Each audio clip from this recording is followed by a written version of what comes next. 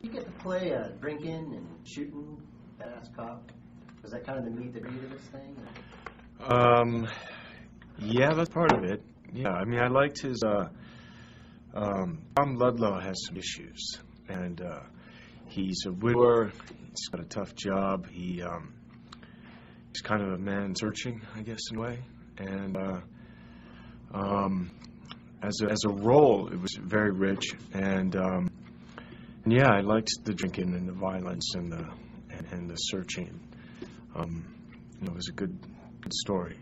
And it really gets into the depths of LA, so to speak. And dark. I mean, the way it starts off so dark and moves its way through. Did you talk about shooting on location in LA and some locations?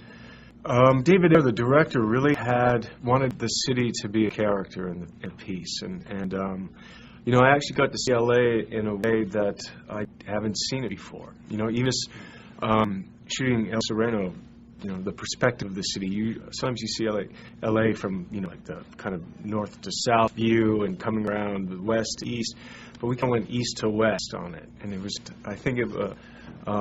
that was kind of indicative of what we were doing in a way, looking at the cop genre, looking at the city, telling this story kind of from something familiar, but a little different kind of point of view. I was telling one of the other producers about when you said I was a character. I said, I live in LA and all these things, but there aren't too many shots in the movie that I've ever really seen of like I didn't recognize anything minus your big massive setup shot. Right. You're talking about the cop genre, though. How much did you get? I mean, obviously you've shot in movies and stuff before. Right. How much did you do to try to get the authenticity of being a LA cop? I did as much as I could. I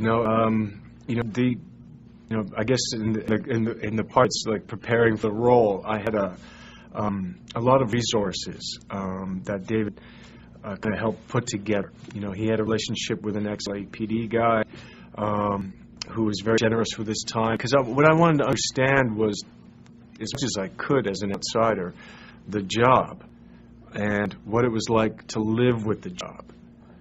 So much about Ludlow, what he actually does, his version of justice.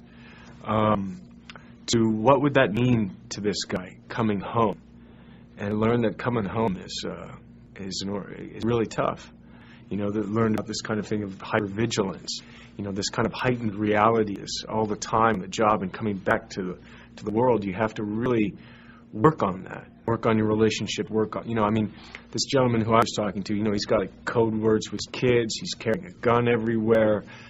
He's trying to be a husband and a father, and he's trying to get with the criminals. He's dealing with rapists, pedophiles, murderers.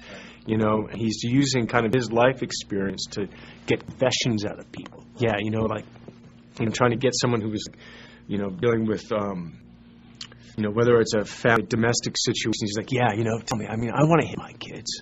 I feel like that man, trying to relate to the criminal to get him to say, yes.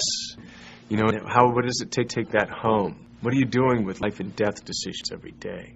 So it was a lot. But I was, the effort was trying to internalize that and bring it to the role, It's a good date movie. Why is it a good date movie? Well, I think because I think there's a pathos in it. There's a kind of, there's a lot of heart in a piece. There's a kind of heart. I mean, the character I play is a widower. He's in a relationship. He's trying to figure out his life. There's a bit of a whodunit in it. Like who are the bad guys and why? And